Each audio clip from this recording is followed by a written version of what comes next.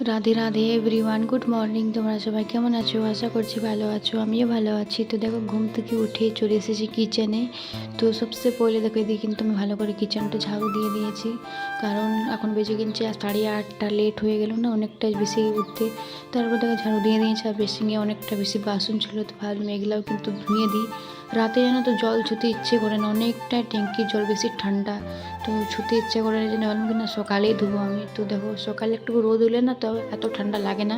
তো দেখো এদিকে কিন্তু বাসনগুলো আমি একটা করে মেজে নিচ্ছি, তারপর এদিকে কিন্তু ধুয়ে দিচ্ছি। আর আমার মেয়েও এখন উঠে নেয়, উঠলে কিন্তু আমার কাছে চলে আসবো মাম্মি মাম্মি করে বলে। তো না তো কাঁদতে লাগবে যদি আমাকে নাম দেখে উঠতো। তো তারপর আমি সেই জন্য কিন্তু আমি জলদি করে কাজগুলো করে নিচ্ছি। তারপর দেখো বাসন ধোয়া হয়ে গেছে, তারপর বাসনগুলো ভালো করে রেখে দিচ্ছি। তারপর দেখে এদিকে কিন্তু আমার মেয়ের জন্য বানাবো ডালিয়া। তো দেখো এদিকে কিন্তু আমার মেয়ের জন্য দলিয়া চাপান দিচ্ছি, আর আমি মুখটা ধুই নাই, ভাবলাম সমস্ত কাজ কমপ্লিট করলি তারপর মুখ ধুবো। তো দেখো এদিকে কিন্তু ছাদে ঘুরে ঘুরে মুখ ধুছি, আর ছাগলগুলো আমার দিকেই ভালছে। কিছু মানে রুটি দিই না, রোজ সকালে 2-4টে করে রুটি দিই, তো ওটা দিবার লেগে মতন ওরা ভালছে, তো দেবো এখন। তো দেখো এদিকে কিন্তু আমি মুখটা ধুয়ে নিয়েছি। তারপর আজকে তো সানডে, তো এই জন্য ভাবলাম কি কিচেনটা পুছে দিই ভালো করে। তো আমাকে হাতে পুছতে না ভালো লাগছে, ওর ডানটাকে ভালো লাগছে না পুছতে, তো আমি কি হাতে আমি পুছে দিই। তো দেখো এদিকে কিন্তু আমার কিচেনটা পোছা হয়ে গেলে তারপর বানাবো চা, খাবো। টাটা।